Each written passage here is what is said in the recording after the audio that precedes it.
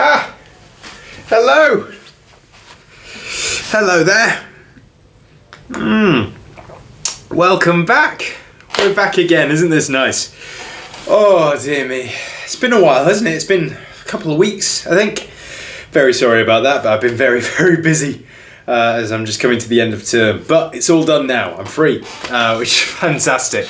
And so it's so nice to celebrate that by being here with you guys. We're not doing Narnia today, which is quite sad in a way, but kind of nice as well because we're doing something good instead. Like I said at the end of last video, I wanted to do some poetry, and I'm happy that you've decided to join me for that. I really love poetry. I think that it's sometimes overlooked or sometimes seen as it's too fancy, but I think it's really beautiful stuff, and like the amount of, it's like a easier way of getting your emotion across than just average writing. It's like the rhythm can sometimes get across more emotional depth than what a text can do. And so that's just, something I want to explore in this series in between our big texts. So thank you so much for joining me. I hope you're doing all right. Hope everything's going okay for you. I hope you're enjoying the weather, because I don't know about you, but for me it's been absolutely lovely. So I hope it has been for you as well. I just hope you're doing well, and thank you so much for joining me. That's really kind. Take some time out of your day, get a cup of tea or whatever you prefer, and we'll begin in this slightly more informal version. To begin with, I actually thought I'd read you one of my poems, which is slightly terrifying. I love writing poetry. I took it up a while back, but I really got into it this year just because, like I was saying earlier, it's a good way of getting your emotions out. It's a good way of just sort of processing the things in your head. And all my poems recently have been about how I'm missing home and sort of all that sort of stuff and emotional stuff. But the other day, I actually found a poem from ages ago, probably a decent 2.5 years, that I'd completely forgotten that I'd written. And then I found it the other day and I was like, oh, I love this poem. I can't believe I forgot about it.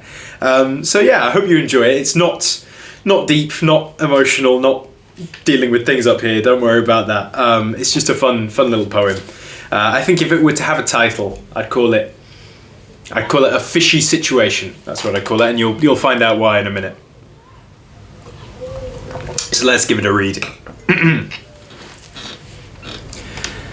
It was Friday evening, and I was sitting on the couch. I grunted with a temper, and slowly began to slouch. I was feeling a little mardy, for the TV remote I lacked. I looked below at the cushions, and stuck my arm down the back. Now, I found a myriad of things down there. A painting, a postcard, a clamp. And last and least of all, I found a little lamp.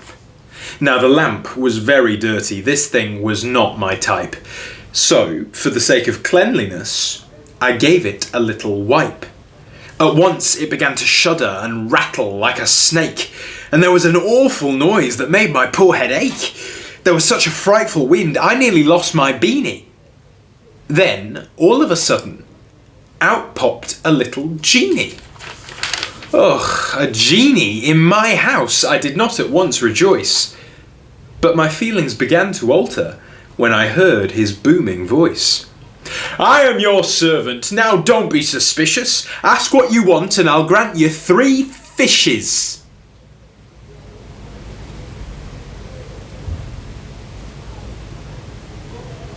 "3 fishes?" I asked. "Indeed," said he. "Be it tuna, carp or salmon, I'll give you just 3.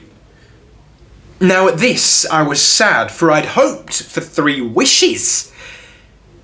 But it's better than nothing, so I ordered my fishes. Haddock, hake and halibut. There, that was that. But little did I remember, I owned a greedy cat.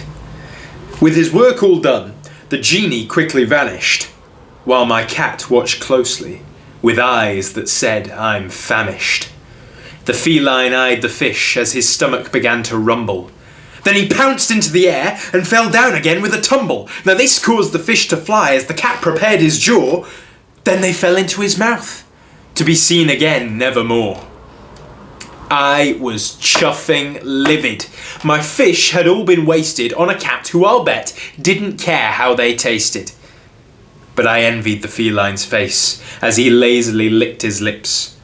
So I found my phone, picked it up, and ordered fish and chips. There we are.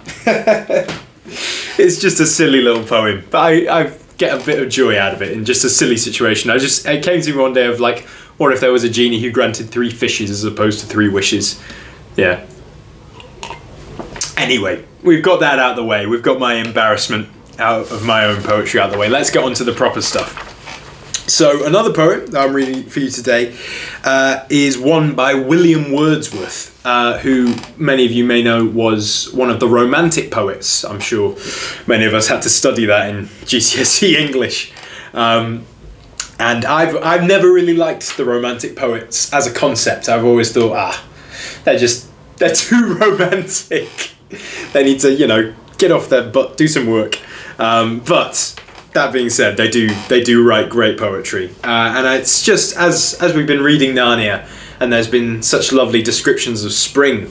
I was drawn to this poem, which is another sort of celebration of springtime, I think, and it's called "I Wandered Lonely as a Cloud" by William Wordsworth. So let's give it a read.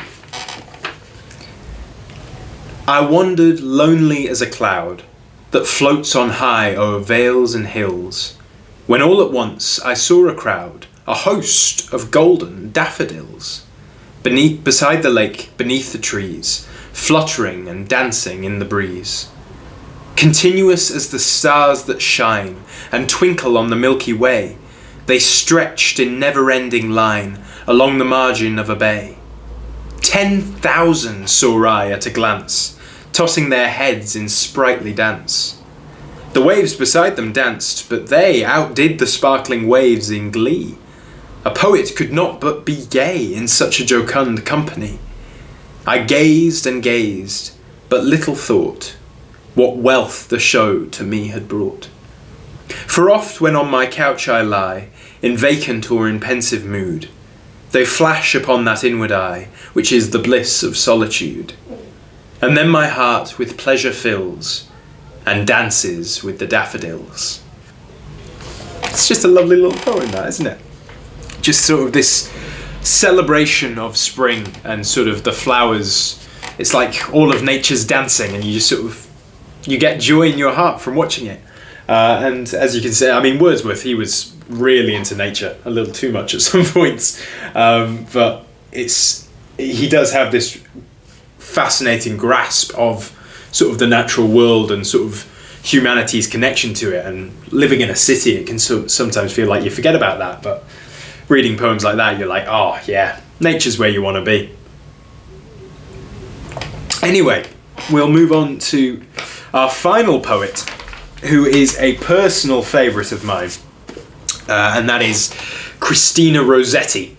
I absolutely love her poetry. There's something about the metre and just the rhythm, and also her religious connotations are just fascinating to look into.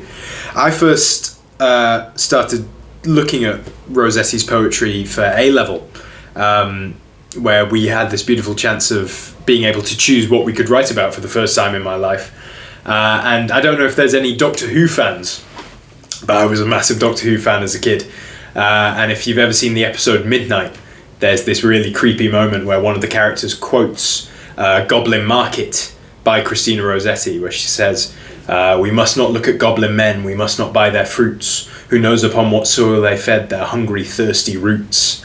And I remember hearing that, being like, oh, that sounds so creepy, I'd love to read about that. And of course, Goblin Market is a fantastic poem, and I'd love to read that at some point, but it's so long that I think it deserves a video of its own, so we won't be reading that today, unfortunately.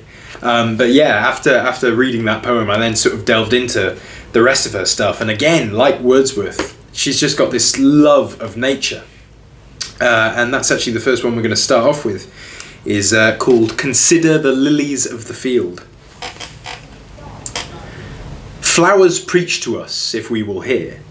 The rose saith in the dewy morn, I am most fair, yet all my loveliness is born upon a thorn.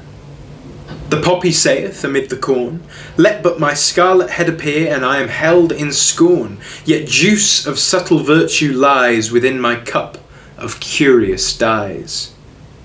The lilies say, behold how we preach without words of purity. The violets whisper from the shade which their own leaves have made. Men scent our fragrance on the air, yet take no heed of humble lessons we would read. But not alone the fairest flowers, the merest grass along the roadside where we pass. Lichen and moss and sturdy weed tell of his love, who sends the dew, the rain and the sunshine too, to nourish one small seed. It's a lovely poem, that.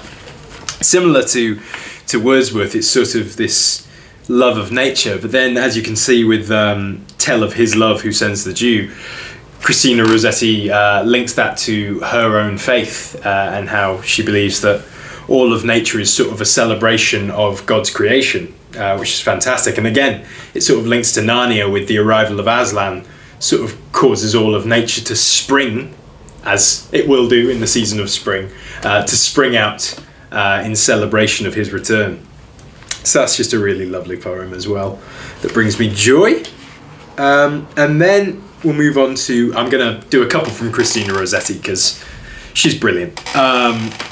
This another really interesting poem called A Birthday, and I'll explain a bit about it at the end.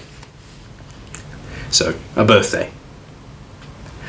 My heart is like a singing bird, whose nest is in a watered shoot. My heart is like an apple tree, whose boughs are bent with thickest fruit. My heart is like a rainbow shell that paddles in a halcyon sea. My heart is gladder than all these, because my love is come to me.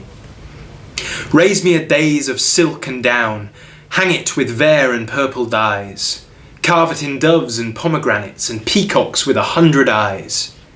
Work it in gold and silver grapes, in leaves and silver fleur-de-lis, because the birthday of my life is come. My love is come to me.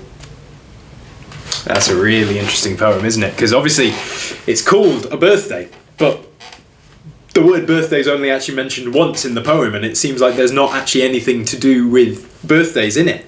And it's this interesting thing of, it's like she feels it is her birthday because her life has begun now that this arrival of love has entered into her life, and it's like, was she living before this love in her life? So it's a beautiful sort of, I'm not sure if you would call it romantic, because it's not necessarily a romantic poem, it's just a poem about love and about the presence of love. And again, you could link it to Christina Rossetti's faith and her belief in God, but it's just a beautiful poem of just the importance of love in her life and how much it means to her, that it feels like it's the start of her life now that she has that with her.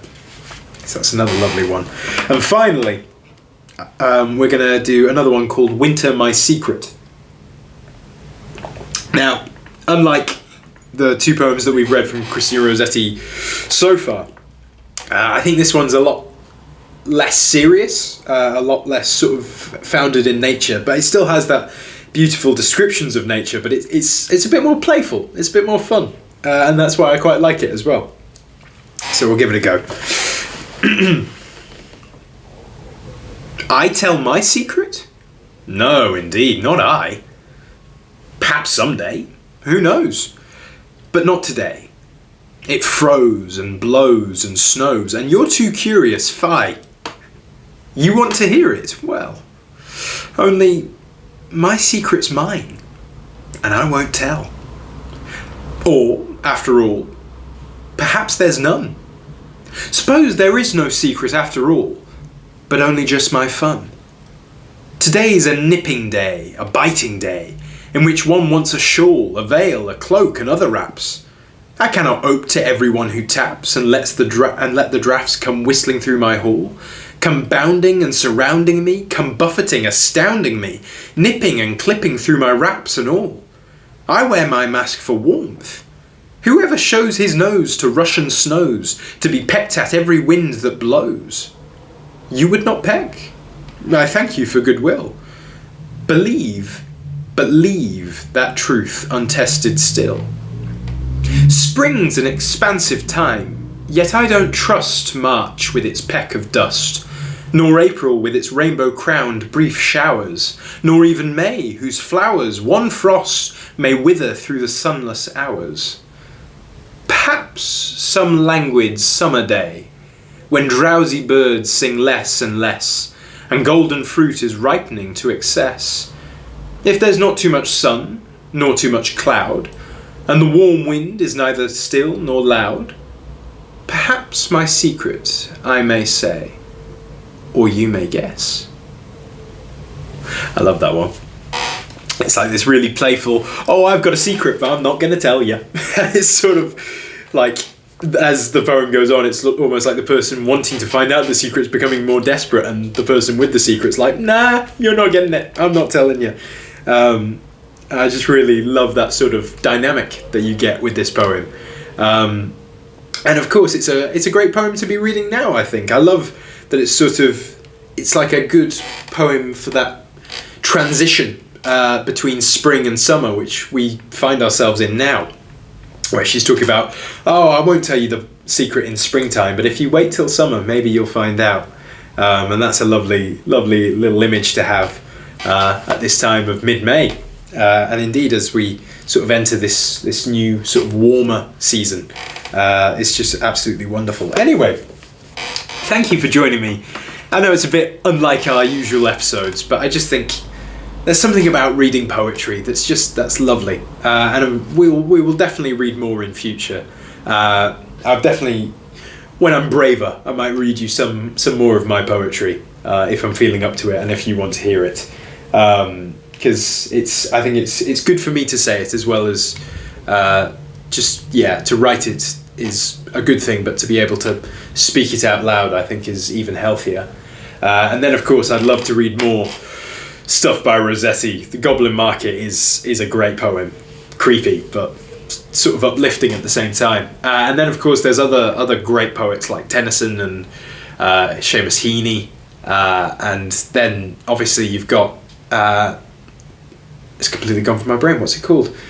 The Rhyme. That's it. The Rhyme of the Ancient Mariner.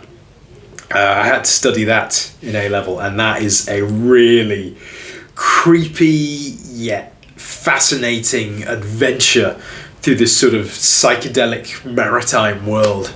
So we'll definitely read that at some point. But anyway, thank you so much for joining me. This may have been a bit shorter, it may have been a bit longer. I don't actually know how long we've been going on for. But I know it's been a bit more of an unusual episode, so thank you for putting up with me. And I just really hope you're having a good day. And I hope you can join me again soon for another episode, whatever that may be. But until then, I hope you take care of yourself. And have a good week. Bye-bye.